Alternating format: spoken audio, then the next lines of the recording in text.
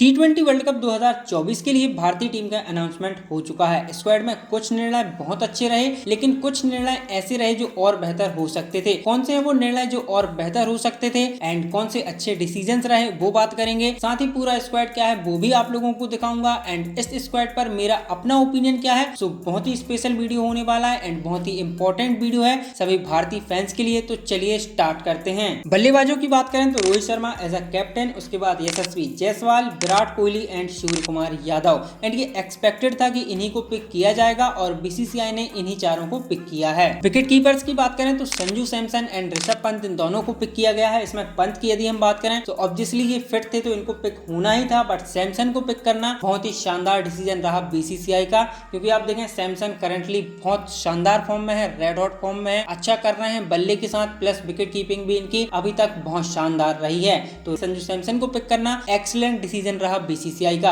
उसके साथ ऋषभ पंत, इनके पास भी करंट फॉर्म है, तो दो अच्छे विकेट कीपर जिनके पास करंटली फॉर्म है और करंटली अच्छा कर रहे हैं। ऑलराउंडर्स की बात करें तो हार्दिक पांड्या, शिवम दुबे, अक्षर पटेल एंड रविंद्र जडेजा। इसमें यदि हम हार्दिक पांड्या की बात करें तो एक चीज मैं आप लोगों को क्लियर कर दूं कि हार्दिक पांड्या की एबिलिटीज पर मुझे डाउट नहीं है, कमाल के प्लेयर हैं नो डाउट, बट करंटली यदि आप देखें तो हार्दिक पांड्या के पास फॉर्म नहीं है, ना ही बल्ले के साथ और ना ही गेंद के साथ। तो करंटली हार्दिक पांड्या स्ट्रगल करते हुए नजर आए हैं आईपीएल में, बल्ले के साथ भी और गेंद के साथ भी। एंड पिछले कुछ टाइम में यदि हम इनका गेम देखें पेस के सामने तो वो भी थोड़ा डिक्लाइन हुआ है, तो ये थोड़ी चिंता का विषय है भारतीय टीम के लिए, क्योंकि हार्दिक पांड्या बहुत ही इंपॉर्टेंट पार्ट हैं और करंटली इनके पास फॉर्म नहीं है। उसके बाद शिवम दुबे को पिक करना बहुत शानदार डिसीजन रहा। बंदा करंटली रेड हॉट फॉर्म में है, पेस को भी तगड़ा हिट कर रहे हैं, स्पिन को भी तगड़ा हिट कर रहे हैं, प्लस की बॉलिंग भी कर सकते हैं। तो शिवम दुबे को पिक करना एक्सीलेंट डिसीजन। इसके बाद अक्षर पटेल और रविंद्र जडेजा, मेरे हिसाब से इन दोनों में से किसी एक को पिक कर सकते थे, बिकॉज दो सिमिलर टाइप के प्लेयर मुझे नहीं लगता कि आपको आवश्यकता थी,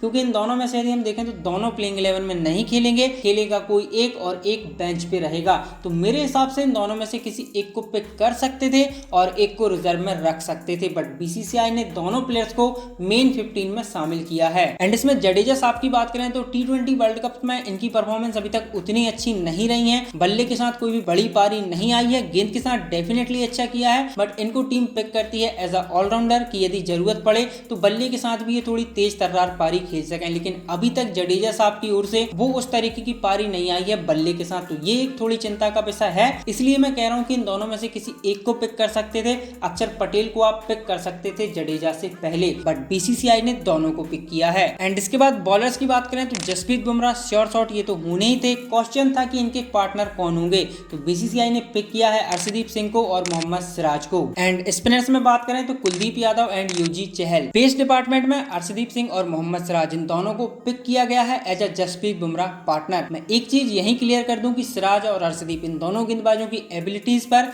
या काबिलियत पर मैं शक नहीं कर रहा हूं, ना ही क्वेश्चन मार्क उठा रहा हूं। मैं सिर्फ इतना कह रहा हूं कि इन दोनों की जगह आप यदि चाहते तो संदीप शर्मा और टी नटराजन को पिक कर सकते थे बुमराह के पार्टनर के रूप में, बिकॉज संदीप और टी नटराजन दोनों गेंदबाजों के पास करंटली फॉर्म है एंड अर्शदीप और सिराज इन दोनों के पास करंट फॉर्म नहीं है। एंड बीसीसीआई जो कहती है कि आईपीएल परफॉर्मेंस को हम तवज्जो देंगे या आईपीएल के बेसिस पर आपको भारतीय टीम में जगह मिल सकती है, वो स्टेटमेंट कहीं ना कहीं यहाँ खारिज होता हुआ नजर आता है, बिकॉज जो दो गेंदबाज पिक होने चाहिए थे, जिन दो गेंदबाजों ने आईपीएल में अभी तक अच्छा किया है इस सीजन एंड जिनके पास करंट फॉर्म है, वो है संदीप शर्मा और टी नटराजन, लेकिन आपने उन दोनों को ही रिमूव कर दिया।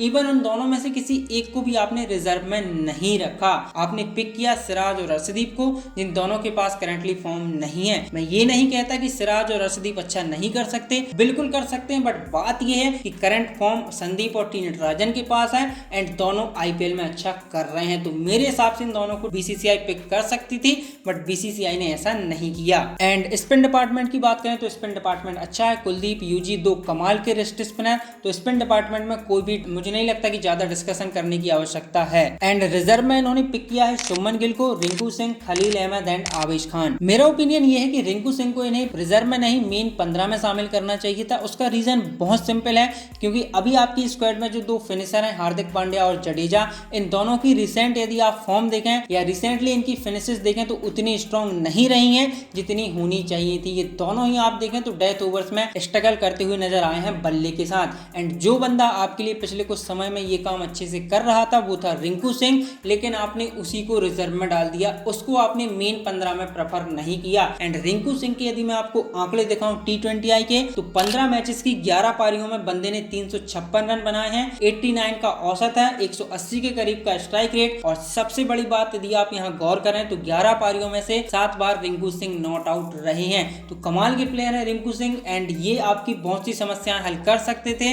लेकिन इन्हें आपने रिजर्व में डाल दिया। एंड रिंकू सिंह को पिक करने के साथ साथ सबसे बड़ा एडवांटेज ये है कि रिंकू सिंह के पास गेम अवेयरनेस कमाल की है। ये जितनी अच्छे फिनिशर हैं एंड ये उतने ही अच्छे बल्लेबाज हैं। यदि आपका कोलैप्स हो तो रिंकू सिंह के पास वो काबिलियत है कि ये कोलैप्स को हैंडल कर सकते हैं और आपकी टीम को एक अच्छे स्कोर तक ले जा सकते हैं। तो मेरे हिसाब से रिंकू सिंह को मेन 15 में होना चाहिए था। इन्हें आप एक स्पिनर की जगह पिक कर सकते थे, या फिर आप अक्षर या जडेजा, इन दोनों में से किसी एक की जगह पिक कर सकते थे, बट आपको इन्हें पिक करना चाहिए था मेन 15 में। बट आपने ऐसा नहीं किया, आपने इनको रिजर्व में पिक किया। बट मेरे हिसाब से रिंकू सिंह मेन 15 में जगह डिजर्व करते हैं। तो ये रही गाइस भारतीय टीम की स्क्वाड जो T20 वर्ल्ड कप 2024 के लिए पिक की गई है। इस स्क्वाड पर आपकी क्या राय है गाइस, कमेंट्स में जरूर बताइएगा। साथ ही रिंकू सिंह को मेन 15 में जगह देनी चाहिए थी या नहीं, ये भी बताइएगा। एंड कौन से वो खिलाड़ी हैं आपके हिसाब से जो इस स्क्वाड में पिक होने चाहिए थे लेकिन पिक नहीं किया गया। साथ ही इस स्क्वाड को आप कैसे रेट करते हैं, कमेंट्स में अपनी राय जरूर दें गाइस। मैं इंतजार करूंगा आपके कमेंट्स का। बाकी आज के लिए इतना ही। आई होप आप लोगों को वीडियो पसंद आया होगा। यदि पसंद आया है तो लाइक करें, अपने दोस्तों के साथ शेयर करें, एंड चैनल पर पहली बार आए हैं तो सब्सक्राइब करना ना भूलें। बाकी मैं मिलता हूं अगले नए वीडियो में, तब तक के लिए bye bye, take care, thank you so much.